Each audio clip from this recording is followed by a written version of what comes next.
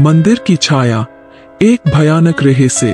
एक पुराने और रहस्यमय मंदिर के गर्भगृह में एक छाया घूम रही थी।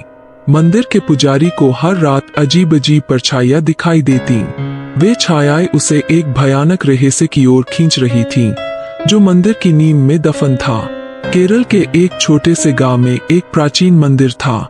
इस मंदिर के पुजारी गोपालन अपने धर्मनिष्ठ और शांत स्वभाव के लिए पूरे गांव में प्रसिद्ध थे। गोपालन का परिवार पीढ़ियों से इस मंदिर की सेवा कर रहा था। एक रात जब गोपालन मंदिर में अकेले थे, उन्होंने देखा कि एक छाया उन्हें गर्भगृह की ओर इशारा कर रही है।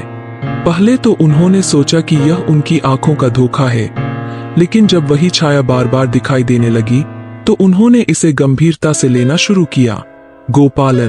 पुजारी गोपालन एक सच्चे धर्मात्मा थे। उनका पूरा जीवन मंदिर और भगवान की सेवा में बीता था। उनका मानना था कि भगवान की कृपा से ही सब कुछ होता है। रमेश, गांव का युवा रमेश गोपालन का शिष्य था। उसने हाल ही में अपने माता पिता को खो दिया था और अब वह गोपालन के साथ मंदिर में ही रहता था। रमेश को मंदिर के इतिहास और पुरानी कहानियों में बहुत रुचि थी। सुमन, गांव की महिला सुमन एक विधवा थी, जिसने अपने पति को एक रहस्यमय बीमारी में खो दिया था। वह मंदिर में नियमित रूप से आती थी और गोपालन से अपनी समस्याओं का समाधान पूछती थी। एक रात गोपालन ने रमेश और सुमन को मंदिर बुलाया। उन्होंने अपनी छाया वाली बात बताई और उनसे मदद मांगी। रमेश ने प्रस्ताव रखा कि वे सब मिलकर इस रहस्य को सुलझाएं। रात होते ही तीनों ने गर्भगृह के नीचे खुदाई शुरू की। जैसे जैसे वे खुदाई करते गए, उन्हें एक पुरानी संदूक मिली। संदूक खोलते ही एक ठंडी हवा का झोंका आया और अचानक से सारी दिए बुझ गए। चारों तरफ अंधेरा छा गया।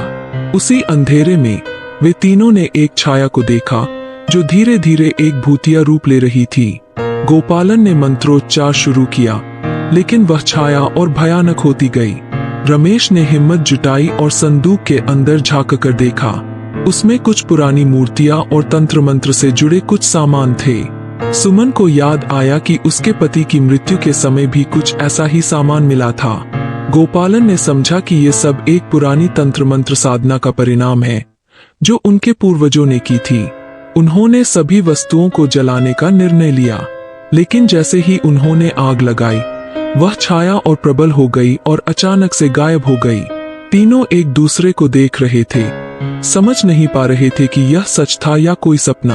अगली सुबह गांव वालों ने देखा कि मंदिर का गर्भगृह बंद है और गोपालन, रमेश और सुमन किसी को नहीं मिल रहे। सिर्फ एक पुराना संदूक और उसमें से निकलती एक धीमी सी सिसकियों की आवाज। गांव वाले आज भी सोचते हैं कि उस रात असल में क्या हुआ था।